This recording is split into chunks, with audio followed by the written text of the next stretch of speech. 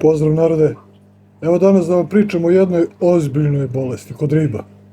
A zašto sam je ostavio ovako izdvojeno, a ne sa ostalim bolestima u onom videu o bolestima riba, je zato što ova bolest može da se prenese na ljude. I ako se ne leči, opasno je, znate, za ribe je uglavnom smrtonosno. Znači, reč je o ribljoj tuberkulozi. Nešto što ne treba da znate. Naučnici ne vole da zovu ovu bolest tuberkuloza, znate. Oni je u stvari zovu non-tuberculosis mycobacteriosis. Nema veze. To je više bolesti koje se manifestuju, koje mi sve ukupno zovemo tuberkuloza, znate. Sada pređemo na prave stvari. Ja ću sad da pustim ove fotke da se smenjuju i ja ću da pričam, pa se nadam da će to da vam pomogne. Uzrok je dakle ta bakterija ili bakterije u osnovi, ali pitanje je kako je dospela kod vas. Pa iako se misli da te bakterije ima svuda, ipak možete da smanjite mogućnost da ribica dobije tuberkulozu. Prva stavka je kao i uvek čistoća. Ako ribicin zdravstveni odbrambeni mehanizam ne mora da se bori protiv prljavštine u vodi, protiv nemanja kiseonika, ili ako ne mora da se bori protiv stresa, onda ribica ima snage da se nosi sa bolešću. A ako sve ove prethodne stavke nisu ispoštovane, pa onda je do vas, znate, ne do ribice ili prodavca. Drugo, ne kupujte sumnjivu ribicu. Sad ovo drugo.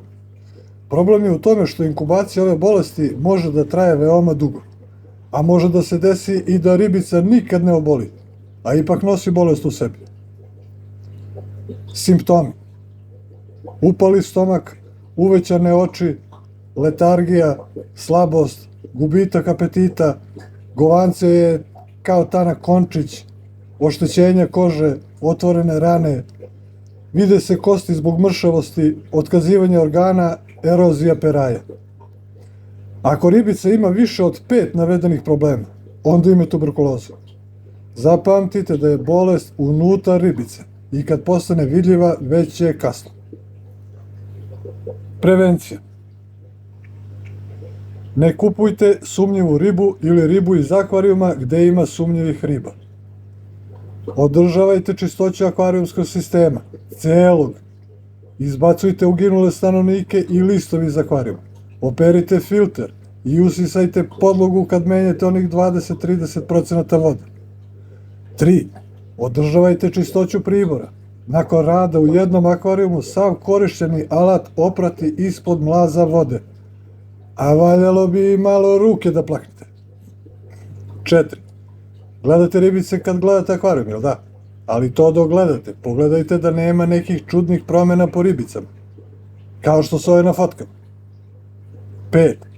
Hranite ribice kvalitetnom hranom i ne dozvolite da hrana ostane nepojedena u akvariju. 6. Ne stresirajte ribice bez potrebe. Neće da se naviknu na prčkanje po akvariju. 7. Karantin. Jebi ga.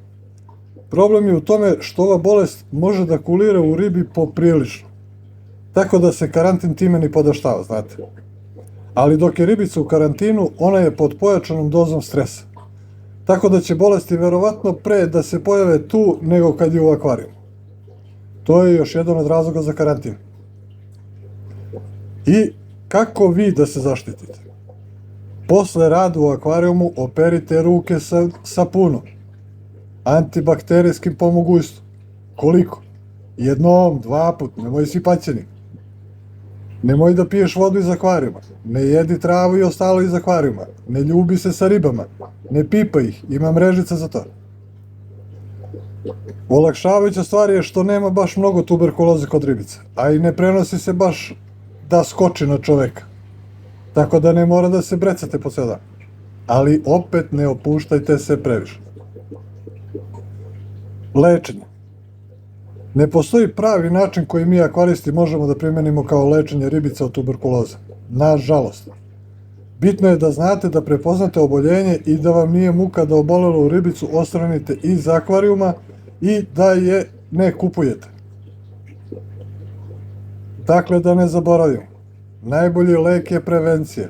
Znači obrati pažnju na čistoća, kiseonik, hrana, stres i kupovina nove ribice.